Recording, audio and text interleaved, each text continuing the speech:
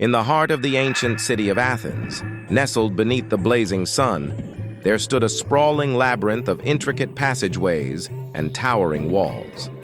This labyrinth was unlike any other, for at its heart dwelled a fearsome creature, the Minotaur. The Minotaur, a monstrous being with the body of a man and the head of a bull, had long been a symbol of terror and dread. It was a creature born of a curse, a testament to the wrath of the gods. For years, the Minotaur had been imprisoned within the labyrinth's confounding passages. Its roar echoed through the stone corridors, striking fear into the hearts of those who dared venture too close. It was said that any who entered the labyrinth would never return. But the winds of change began to blow when Theseus, a courageous prince from a distant land, arrived in Athens. He had heard tales of the Minotaur's reign of terror and was determined to end the creature's tyranny. As the fateful day of reckoning approached, Theseus volunteered to enter the labyrinth, armed with nothing but his wits and a single length of thread. His plan was to navigate the labyrinth's treacherous paths, confront the Minotaur, and free Athens from its terror. Deep within the labyrinth's twisting corridors, Theseus encountered countless dead ends and false trails, but he remained resolute, following the thread he had laid behind him to ensure he could find his way out.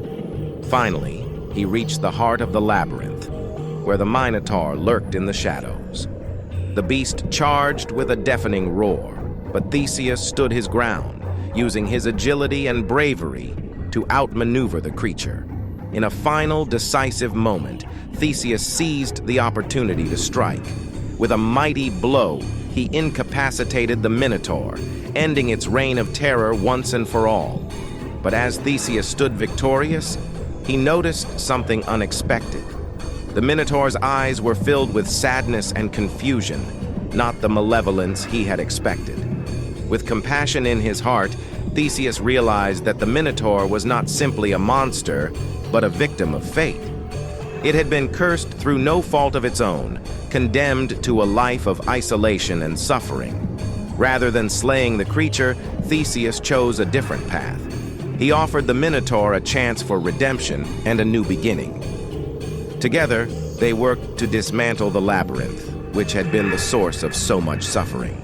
As the last stone was removed, a sense of peace and closure settled over the land.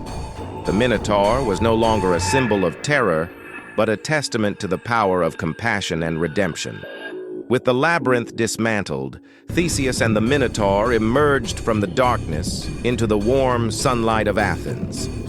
The city, once gripped by fear, now celebrated the newfound peace and the end of the Minotaur's reign of terror. To the amazement of all, the Minotaur, now free from its cursed form, transformed into a man.